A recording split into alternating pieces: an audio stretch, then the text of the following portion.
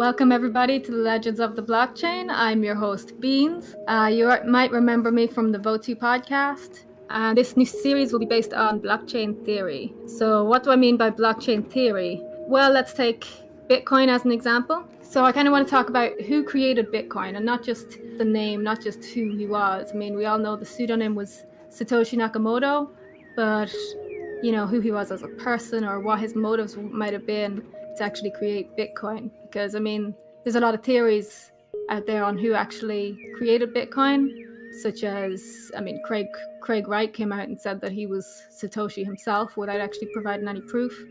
Then some people think he's a group of people. There's some people who even say that this is actually motives or an agenda by, governments to get everybody on one currency. Well, what do you guys think of Craig Wright coming out and admitting himself as Satoshi? Does anybody actually think that Craig Wright could be Satoshi? If he was, he'd be able to produce Genesis blocks, and he can't. I think it was a consortium of gamer geeks. This trading of these mysterious coins started with gamers. They do stuff. I don't think it's any one man. It's possible that Craig Wright is Satoshi Nakamoto. That's an Australian fella, isn't he? Yeah. I mean, he came out and said he was going to provide the proof, but then he cowered or chickened out. I've read a number of articles. He has shown some proof, some of the stake that he has in Bitcoin and all of that. But let me ask a question. How many people here have read Satoshi Nakamoto's treatise on cryptocurrency and what it is? I hate to interrupt, but I think Satoshi Nakamoto is cultivation of multiple people's work and then one person kind of just finishing that off. So I think Satoshi Nakamoto is made up of a bunch of people's ambitions, dreams, hard work that got cultivated in what we know today is the blockchain and Bitcoin and all that good stuff. I mean, that's kind of what I think as well, that it all started probably with the cypherpunks. I mean, it goes as far back as David Chaum, and he wrote about a peer-to-peer ledger way back in the 80s.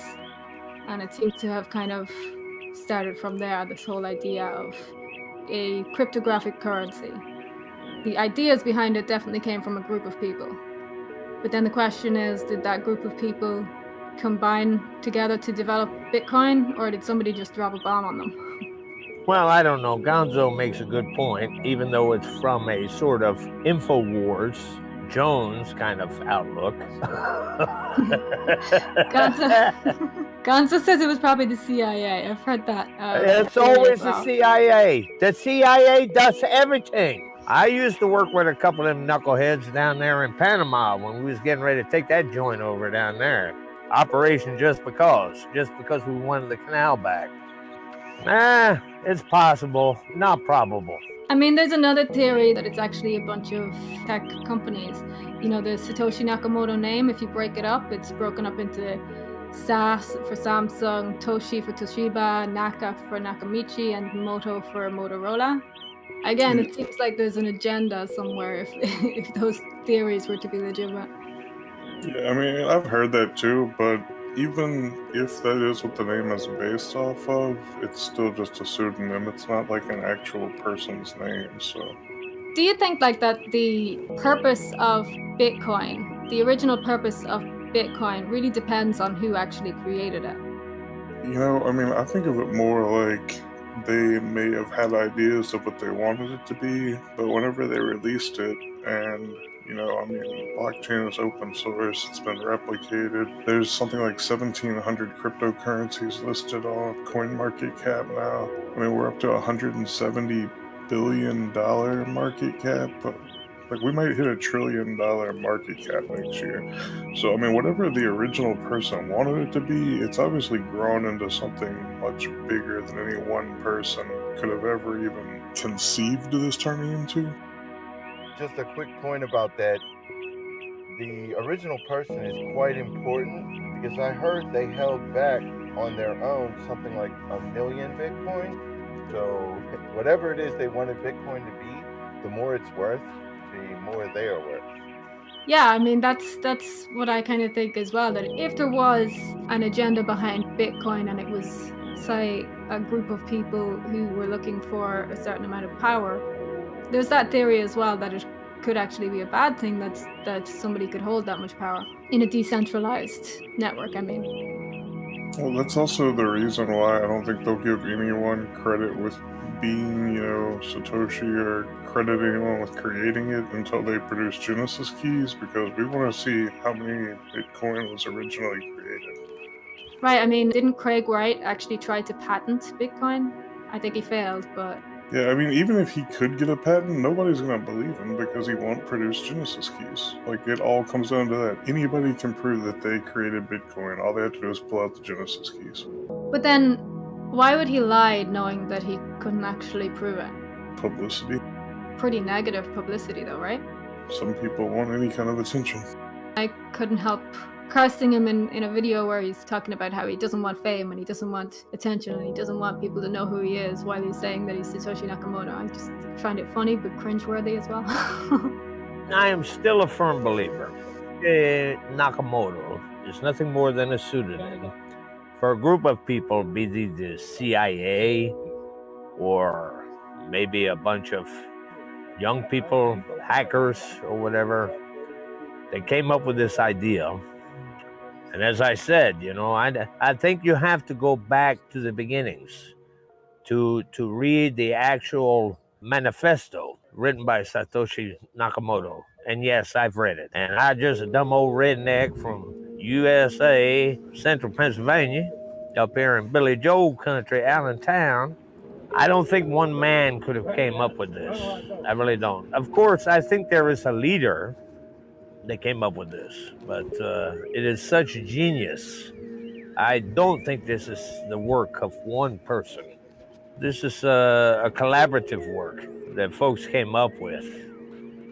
Even if Satoshi Nakamoto is one person, it's still a collaborative work, considering, how much discussion and work went into it by the cypherpunks before Satoshi Nakamoto just, dropped that link. Well, there's nothing new in the universe there.